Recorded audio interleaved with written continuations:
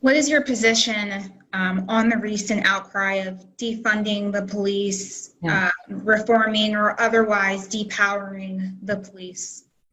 Yeah, I think that there's a lot of merit to what we're hearing around the country when we talk about how we should be reallocating funds to make healthy communities.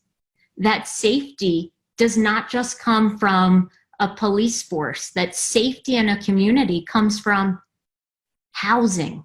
It comes from supportive mental health. It comes from having access to health care. It comes from high quality education, and that when we can invest in these things, that we will see safer communities. And that's going to be an important piece, I think, when we look at overall budgets and how our money is being spent. We absolutely need to prioritize things that invest in the community and its people, instead of trying to police something as a means of keeping a community safe. It's supposed to be for the people.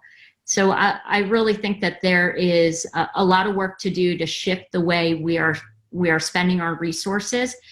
Where do you stand on the current healthcare issues as it relates to COVID-19 and the disproportionate impact on communities of color? I cannot think that just because I can afford high quality healthcare that I'm okay, and that my neighbor and that everyone else I'll come in contact with doesn't matter.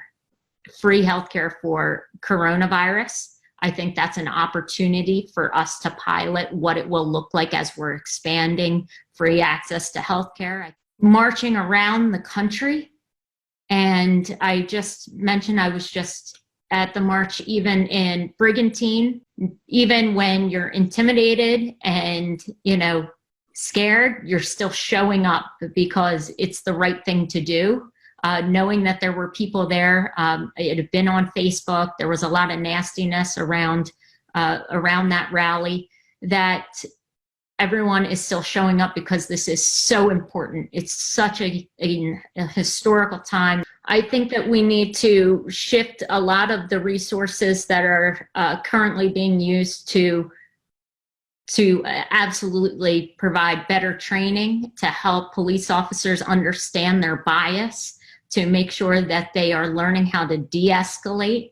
We know that the funding is already there. That's the conversation around the country right now, is the amount of funding that the police officers already receive. But how do we shift that and make better use of it so that we don't find ourselves in this position over and over again? There was a lot of studies that have already been done that when you just even turn off and only hear the sound on the video, that you can tell who a police officer is speaking to because of the bias and the tone and the way that they're addressing the individuals they're speaking to. And so that's the indication right there that the training needs to happen. And I think we can all agree to that, and that it needs to happen not just in policing, but around the country in many fields and in the workplace as well.